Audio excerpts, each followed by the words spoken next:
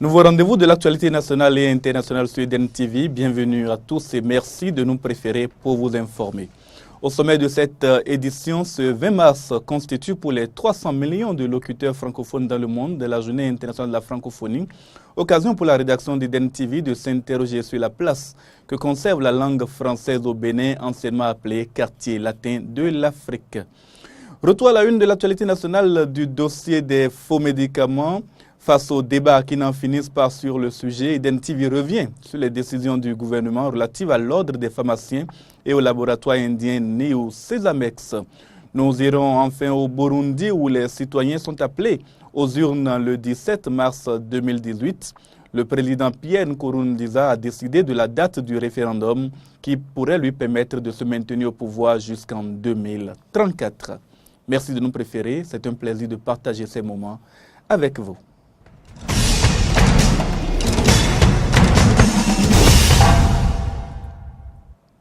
C'est donc à partir de ce 20 mars que les 300 millions de locuteurs francophones disséminés dans le monde entier vont célébrer la journée internationale de la francophonie.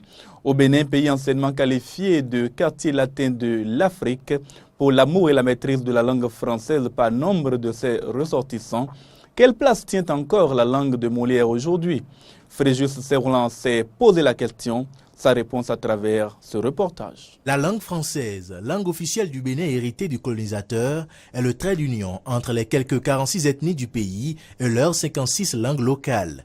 La déclaration de Cotonou au thème du 6e sommet de la francophonie en 1995 a pris le pari de faire rayonner l'organisation, par conséquent la langue française dans le monde. En 2018, déjà au Bénin, on se demande bien quelle est la place du français dans le quotidien des Béninois. On parle français au travail, mais quand on sort de ce cadre-là, donc on s'exprime en fond, on parle de nos vies, ce qui se passe autour de nous. Il y a des administrations où on s'exprime en fond. En fond, si tu leur parles français, elles vont te répondre en fond. Donc, ou bien d'autres langues nationales, bien sûr. Même en classe aujourd'hui, dans les primaires, les maîtres et les maîtresses parlent la langue fond, ou bien les langues nationales avec nos petits frères et sœurs. Et pour cause. Il y a ce qu'on peut appeler un regain de nationalisme linguistique. De plus en plus, le peuple se dit je veux faire la promotion de ma langue aussi. Mais la langue française compte toujours dans ses rangs des passionnés. La langue française, il faut avouer que dans mon quotidien, occupe plus de 90%. Et que chaque matin, chaque soir, chaque nuit, un peu partout où que je sois avec mes amis, au boulot, partout, c'est le français. J'ai pris goût très tôt au secondaire et à la littérature. J'aimais les classiques, les Molière, les Victor Hugo. Un engouement partagé par d'autres Béninois. À l'université d'Abomey Calavi, nous avons vu l'effectif des étudiants de lettres modernes et de la linguistique se multiplier par 10, 20, 30 ces dernières années, ce qui dénote de l'engouement pour la langue. Mais, en général, le français subit un triste sort au sein de différentes couches sociales. Nous constatons une maltraitance de la langue française et des fautes inacceptables. Des incorrections lexicales, grammaticales. Le plus gros problème, ce sont les artistes, chanteurs notamment, qui font un peu comme la promotion d'une forme de langue qu'on peut appeler le français urbain de nos jours. Et ces chansons tournent en boucle sur nos radios et télévisions et sont relayées. On dirait même que le grand public est demandeur de ce mauvais français-là. Un public souvent excusable. Il y en a qui n'ont jamais été à l'école, qui n'ont pas trop été à l'école, mais qui s'expriment en français. Ceux-là ne respectent pas vraiment les règles. On les comprend. De façon courante, le plus important est de faire passer un message, qu'on se comprenne. Donc, on se fout pas mal de la beauté, de l'esthétique. Maintenant, quand on quitte ce niveau-là et qu'on est dans le niveau beaucoup plus intellectuel, et quand on parle d'œuvre d'art, de littérature, là, il faut rechercher l'esthétique. Mais le mauvais français à l'école est inacceptable, intolérable. Et nous ne pouvons pas stigmatiser nos enfants aujourd'hui. Est-ce que l'enseignant est outillé? Est-ce qu'il s'est donné la peine de bien se former d'abord, c'est-à-dire d'acquérir le savoir scientifique qu'il veut transmettre? Et c'est sur ce terrain, si elle n'y prend garde, qu'elle perdra davantage sa place avec l'introduction de l'anglais au primaire par le régime du président Patrice Athanase-Guillaume Talon. Toujours en perspective de la journée internationale de la francophonie ce 20 mars, donc, la quinzaine de la francophonie a été lancée au Bénin la semaine dernière en présence de cadres de l'Organisation internationale de la francophonie, de membres du gouvernement, de représentants du corps diplomatique et consulaire. Reportage Laurent Roland-Tonnet-Inkes et Denis Maroya. En prélude à la journée internationale de la francophonie célébrée le 20 mars de chaque année, la quinzaine de la francophonie a été officiellement lancée ce jeudi à la salle Fleuve Jaune du ministère des Affaires étrangères et de la coopération. Représentants des corps consulaires et diplomatiques, représentants d'organisations internationales, de l'Organisation internationale de la francophonie, cadres à divers niveaux et représentants du gouvernement ont pris part à cette cérémonie. Cette cérémonie de retrouvailles, à quelques jours du 20 mars, date retenue pour la journée internationale de la francophonie, est une tradition et nous en sommes à notre 11e édition. Merci aux membres du comité préparatoire, surtout ceux qui sont restés dans l'ombre, mais qui ont été très efficaces. Adolphe Bachavi, secrétaire général de la Commission nationale permanente de la francophonie, a également remercié les organisations internationales, les représentations diplomatiques et les personnalités qui ont accompagné cet événement. Au cours de cette cérémonie, un message de Michael Jean, secrétaire général de l'Organisation internationale de la francophonie, a été présenté. Elle appelle les francophones à saisir l'occasion de cette journée pour réaffirmer avec vigueur et détermination leur volonté d'agir toujours plus et toujours mieux, ensemble au nom de l'idéal qui nous unit. Aurélien Agbenossi, ministre des Affaires étrangères et de la coopération, perçoit cette journée internationale de la francophonie comme un devoir de mémoire et un moment de bilan. Comme un devoir de mémoire, la journée internationale de la francophonie est un moment de retrouvailles et de réflexion qui nous permet de renouveler notre attachement aux valeurs humanistes chères à la grande famille francophone du monde. Ce sont ces valeurs qui font de notre espace, l'espace francophone, un lieu de convergence, de promotion de la paix, des droits de l'homme et de la liberté, un cadre de mutualisation des pratiques économiques pour faire face aux grands enjeux et défis du développement durable. Cette célébration constitue également un moment de bilan de la coopération entre nos pays et l'Organisation internationale de la francophonie. Il a par ailleurs rappelé les domaines dans lesquels la francophonie intervient au Bénin et les nombreuses actions prévues dans le programme d'action du gouvernement qui cadre avec les objectifs de l'OIF. Pour cette quinzaine de la francophonie, 18 manifestations scientifiques, culturelles, sportives et des activités de promotion de l'excellence et de la langue française sont prévues. Ces manifestations se dérouleront dans plusieurs villes du Bénin dont Cotonou, Porto-Novo, Parakou et Abomey-Calavi. Vous le savez déjà certainement, le verdict du tribunal de première instance de Cotonou dans le dossier des faux médicaments a précédé de peu la suspension pour 6 mois de l'ordre des pharmaciens du Bénin par le gouvernement. Depuis, le débat se poursuit sur l'opportunité des mesures ainsi prises. Je vous invite à suivre à nouveau le ministre de la Justice et de la Législation sur ce que le gouvernement a appelé des mesures conservatoires. La situation dans ce secteur est à l'image de la situation générale dans le pays. La perte des valeurs. Celui qui a prêté serment pour sauver les vies préfère gagner de l'argent en faisant en sorte de vendre des produits qui ne passent même pas par le cordon douanier. Des produits qui ne sont même pas signalés par le cordon douanier. Des produits qui sont stockés à des températures inimaginables, par des personnes qui n'ont pas appris à le faire, des produits qui sont inoculés. Il faut que l'État revienne dans la cité. Il faut que le pauvre, le citoyen, à qui l'on demande d'aller chercher un médicament en pharmacie, puisse être assuré que le produit qu'il a acheté est le véritable produit, répondant aux normes, aux prescriptions. Il faut que le médecin qui soigne en vertu du serment qu'il a prêté. Il faut que les marchés dans lesquels nous achetons les produits que nous ingurgitons, ces marchés puissent nous vendre les produits de qualité. Mais cela dépend, il est vrai, de l'État.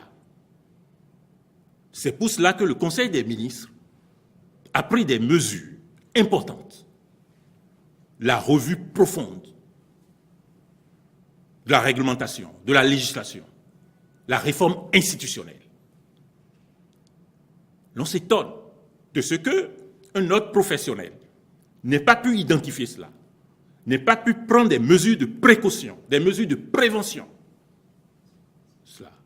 Et donc, il y a ces réformes-là importantes. Et c'est pour cela que la mesure conservatoire a été aussi de suspendre l'ordre des pharmaciens. Non pas de dissoudre l'ordre des pharmaciens, de suspendre pour un délai de 6 mois, délai dans lequel les réformes devront aboutir. Et c'est pour cela que, mesure conservatoire également, le gouvernement a décidé de retirer l'autorisation de mise en consommation, de mise en vente des produits de New Sésame et de faire retirer par conséquent les produits dans les officines. Puisque c'est sous cette appellation, c'est sur la base de cette autorisation, qui n'est qu'une autorisation de mise en vente, que l'on procède à l'importation supposée, laquelle importation n'est pas connue des autorités compétentes, ne passe pas par le cordon douanier. C'est en vertu de cette autorisation supposée que l'on procède au stockage dans les conditions que vous savez. Eh bien, le gouvernement a décidé d'appliquer le principe de précaution. Bien entendu, cette démarche sera généralisée à tous les secteurs pour lesquels la vie du citoyen est en cause. Ainsi s'exprimait donc Joseph Djogbenou, ministre béninois de la Justice et de la Législation. Mais l'intersyndicale des pharmaciens ne l'entend pas de cette oreille. Selon elle, la responsabilité doit être partagée entre l'État et ses grossistes, suivant les propos de Lovis Kokwemedji, porte-parole de l'intersyndicale des pharmaciens, quelques jours après la décision du gouvernement lors d'une conférence de presse. Réunis à Cotonou en Assemblée générale, sommes surpris du verdict. À l'audience du mardi 6 mars, il n'a jamais été démontré que les médicaments incriminés, qui par ailleurs disposent d'une autorisation de mise sur le marché, ont été falsifiés. La preuve en est qu'à la date d'aujourd'hui, les produits n'ont pas été rappelés des pharmacies et formations sanitaires et les autorisations de mise sur le marché n'ont pas été suspendues. Ce manquement aux procédures d'importation des produits de santé aurait pu être relevé par les services d'inspection de la direction de la pharmacie et sanctionné par la Chambre de discipline de l'ordre des pharmaciens. Malheureusement, la direction de la pharmacie est depuis des années défaillante et la Chambre de discipline quasi inexistante. Il s'agit alors d'une responsabilité partagée entre les structures de contrôle de l'État et les grossistes répartiteurs mis en cause. Une nouvelle brève dans ce journal. Il n'y a plus d'épidémie de fièvre Lassa au Bénin. Les 5 cas enregistrés sont décédés, mais après une période de 42 jours, le ministre de la Santé a annoncé aux citoyens béninois que l'épidémie est désormais terminée. Il invite tout de même les citoyens à garder leurs précautions et à toujours respecter les règles d'hygiène. Le Bénin est bientôt à l'honneur d'un festival consacré à ses folklores, ses traditions et son patrimoine culturel à Washington, D.C. Aux États-Unis d'Amérique, le gouvernement et la Smithsonian Institution ont conclu un accord en ce sens ce vendredi 16 mars 2018. Un accord qui devrait permettre de mettre le Bénin à l'honneur du Smithsonian Folklike Festival qui se déroulera dans les prochains mois. Une opportunité pour accentuer la promotion de la destination Bénin en termes de tourisme. Suivons ici Oswald Omeki, ministre en charge de la culture et du tourisme, très satisfait à l'issue de cette signature d'accord. Nous accueillons aujourd'hui une institution qui est la plus grande au monde dans son domaine. Nous accueillons la Smithsonian Institute qui existe depuis 1846, donc 172 ans, qui travaille dans plus de 150 pays et qui nous offre l'opportunité de collaborer pour révéler la richesse culturelle de notre pays, le Bénin. Je voudrais ici rendre hommage à nos compatriotes, Angélique Kidjo et Jimon Oussou, qui ont suggéré au gouvernement du Bénin de pouvoir rentrer en partenariat avec cette institution. Nous avons décidé au sein du gouvernement de nous faire accompagner par ceux qui sont qualifiés et qui ont une expertise mondiale. Parce que, comme nous le disons, notre ambition est grande et nous avons l'intention, dans la mise en œuvre de nos différents projets, de nous associer les services de ceux qui ont déjà fait leur preuve ailleurs et des meilleurs. La Smithsonian Institute organise depuis plus de 50 ans un festival. Festival qui est une occasion pour les pays invités de révéler la richesse de leur potentiel culturel. Le Bénin va être en 2019 l'invité d'honneur. Ce festival se déroule dans un endroit qui est une référence mondiale, le National Mall à Washington DC. Le Bénin pourra profiter de tout, que ce soit les danses, que ce soit les masques, que nos plasticiens, nos chanteurs, nos danseurs, nos chorégraphes, sur tous les aspects, nous allons pouvoir nous exprimer dans un festival où sont attendus au moins 1 million de visiteurs venus du monde entier. Au Burundi, petit pays d'Afrique centrale, c'est désormais fait. Le président Pierre Nkurunziza a fixé au 17 mai la date du référendum constitutionnel qui devrait lui permettre de se maintenir au pouvoir jusqu'en 2034 s'il le souhaite.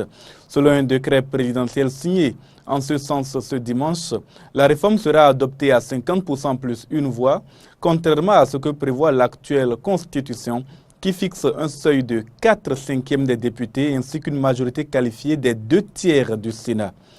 Rappelons que l'annonce en avril 2015 de la candidature de M. Nkurunziza à un 3e mandat avait plongé le Burundi dans une crise politique qui a fait depuis au moins 1200 morts et plus de 400 000 déplacés. Au milieu de sa propriété des environs du Cap, Marlise Jacobs s'inquiète et elle a raison de le faire. La sécheresse historique qui frappe la deuxième ville d'Afrique du Sud a mis ses vignes au supplice et menace désormais de mettre en péril toute son activité. C'est un reportage de nos confrères de l'AFP. Le Cap traverse une sécheresse exceptionnelle depuis 3 ans, la pire depuis un siècle. L'état de catastrophe naturelle a été déclaré et les habitants contraints à ne pas utiliser plus de 50 litres d'eau par jour et par personne. La région, célèbre pour ses vignes, a vu sa production de vin chuter de près de 20% en 12 mois. Eh bien, pour commencer, les raisins sont plus petits parce qu'ils contiennent moins d'eau. Certes, cela améliore la qualité dans une certaine mesure, mais ce n'est pas très durable de cultiver comme ça, parce que plus les raisins sont petits et moins votre rendement est élevé. On a donc une récolte plus petite et évidemment, quand on a une récolte plus petite, on a moins de vin à vendre. Le vin draine également son flot de touristes étrangers et avec lui ses 300 000 emplois induits. Alors, mieux vaut s'adapter et cela peut aller jusqu'à un changement profond dans la culture du raisin. Nous cherchons évidemment à obtenir des cépages de raisin capables de supporter la chaleur et la sécheresse. Les cépages espagnols sont très populaires, ainsi que les cépages italiens qui ne nécessitent pas autant d'eau. Je pense donc qu'il y aura un changement général, mais c'est très difficile parce que le marché ne connaît pas ou ne reconnaît pas vraiment ces vins. Les producteurs de fruits n'en sont pas moins inquiets. En 2016, la région fournissait à elle seule 20% du vin et 16% des jus de fruits consommés sur le continent africain. Dans une situation comme celle-ci, il est également très important de réduire les coûts. Parce que vous ne savez pas ce que l'année prochaine vous réserve. Donc il y aura un impact négatif sur l'utilisation de la main-d'œuvre. La menace d'une fermeture totale des robinets dans la région du Cap semble avoir été reportée à 2019. Mais contrairement aux particuliers, les professionnels avaient été jusqu'à présent épargnés par les limitations d'eau. La question que tout le monde se pose est jusqu'à quand ? Vladimir Poutine, réélu pour un 4e mandat à la tête de la Russie, c'est fort d'un score aux allures de raz-de-marée dépassant les 76% des suffrages que l'homme fort du Kremlin se trouve conforté comme l'incontournable dans son pays. Il a replacé d'ailleurs ce dernier au premier rang sur la scène internationale au prix d'un climat de guerre froide. Il faut noter que le taux de participation inférieur aux 70% espéré par Moscou et les accusations de fraude n'ont pas eu l'air de ternir la joie du président russe à l'issue de cette élection. De nombreuses chancelleries étrangères lui adressent déjà leurs félicitations. Ainsi s'achève cette édition que vous pouvez retrouver sur les réseaux sociaux Facebook, Twitter, mais aussi sur YouTube et sur notre site internet edenbenin.tv. Merci de votre attention renouvelée. À bientôt.